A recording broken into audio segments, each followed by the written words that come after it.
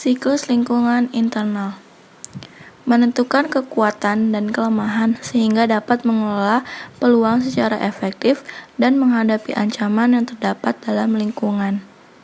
Selanjutnya, hal-hal yang berkaitan dengan lingkungan internal yaitu yang pertama, SDM yang terdiri dari A. Kompetensi, yaitu memiliki SDM yang memiliki kompetensi atau kemampuan yang memenuhi syarat-syarat rekrutmen. Yang B. Placement, yaitu SDM yang berkompeten ditempatkan sesuai dengan keinginan dan kemampuannya dengan syarat memiliki kepribadian yang sesuai. Yang C, yaitu kenaikan jabatan bagi SDM yang berkompeten dan memiliki prestasi yang baik.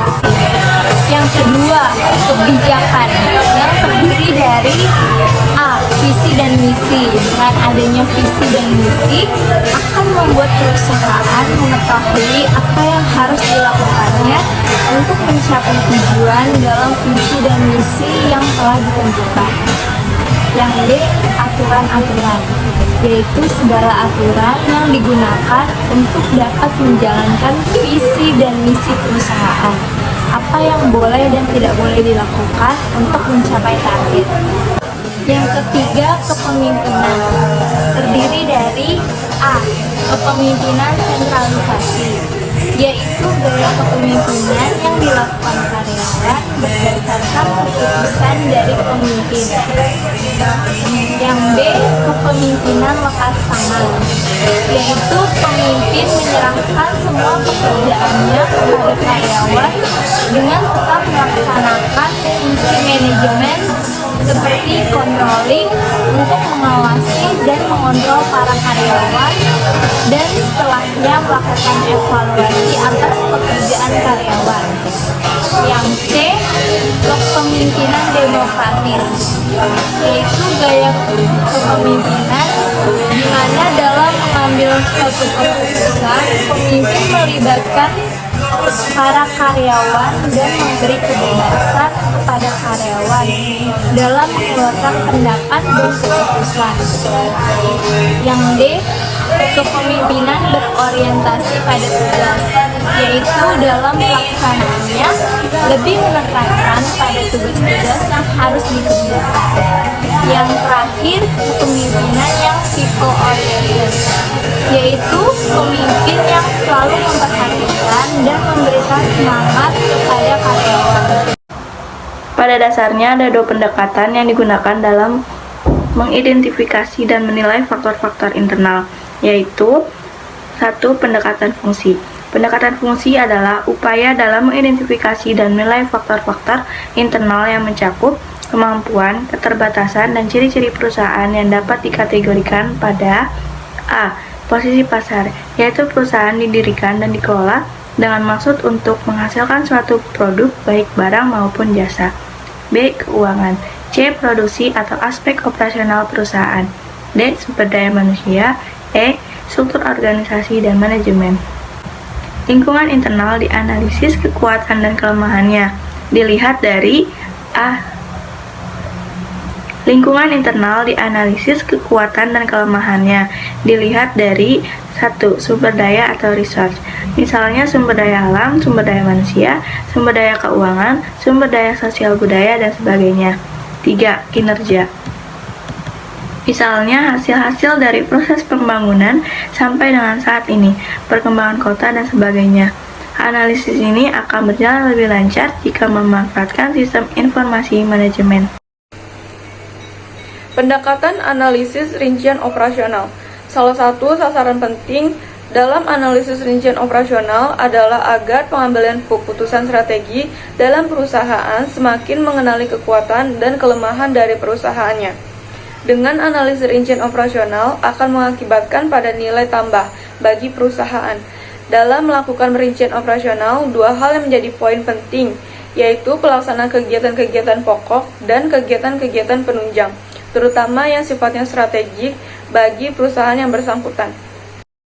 Analisis lingkungan internal Menurut Heri Ahmad Bukhori dan Jaslim Saladin, proses analisis lingkungan internal penting dilakukan oleh perencana strategi dengan urutan sebagai berikut. Pertama, menganalisis hubungan antara strategi perusahaan dan tanggapan terhadap lingkungan, yang dapat dipakai sebagai landasan untuk membandingkan strategi yang sedang berjalan dengan strategi yang potensial yang akan datang. 2. Menganalisis kecenderungan faktor dan masalah utama yang diperkirakan mempunyai dampak penting terhadap perumusan strategi.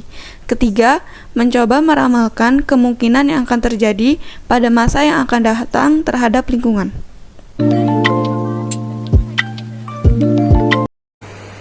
Matriks evaluasi faktor internal atau IFE matriks, yaitu matriks evaluasi pada faktor internal ini meringkas dan mengevaluasi kekuatan dan kelemahan utama dalam area-area fungsional bisnis, serta menjadi landasan untuk mengidentifikasi serta mengevaluasi hubungan di antara area tersebut. Matriks evaluasi internal dapat dikembangkan dalam 5 langkah berikut. 1. Dengan membuat daftar faktor-faktor internal yang disebutkan dalam proses audit internal, kemudian dimasukkan beberapa faktor, kekuatan, dan kelemahan dalam organisasi. 2. Memberi nilai yang berkisar dari 0,0 tidak penting sampai 1,0 sangat penting. Di setiap faktor kekuatan dan kelemahan, nilai tersebut akan mengidentifikasikan signifikan relatif pada suatu faktor terhadap keberhasilan perusahaan. 2. Memberi peringkat 1-4 di setiap faktor untuk mengidentifikasi faktor tersebut sangat lemah, peringkat 1, lemah peringkat 2, kuat peringkat 3, atau sangat kuat peringkat 4. Diperhatikan bahwa kekuatan harus berada di peringkat 3 atau 4, dan kelemahan harus berada di peringkat 1 atau 2. Karena itu, peringkat akan berbasis internal dari perusahaan itu sendiri. 4. Mengalihkan nilai dari setiap faktor dengan peringkatnya A untuk menentukan skor nilai pada masing-masing indikator. 5. Menjumlahkan skor nilai untuk setiap indikator untuk menentukan skor nilai total organisasi. Penilaian terhadap faktor-faktor internal dilakukan untuk mengetahui peubah yang menjadi kekuatan dan kelemahan bagi perusahaan. Sama halnya dengan metrik evaluasi faktor eksternal. Penilaian faktor internal bertujuan untuk mengenali peubah kunci lingkungan internal perusahaan yang menawarkan respon yang dapat dilakukan. Alat perumusan strategi ini meringkas dan mengevaluasi kekuatan dan kelemahan utama dalam berbagai bidang fungsional dari suatu usaha dan menjadi dasar untuk mengenali dan mengevaluasi hubungan antar bidang. Dalam melakukan penilaian dilakukan pembobotan dan scoring terhadap faktor-faktor internal perusahaan yang selanjutnya dapat diketahui faktor tersebut menjadi kelemahan atau kekuatan perusahaan dan juga faktor yang paling berpengaruh dalam menentukan keberhasilan perusahaan.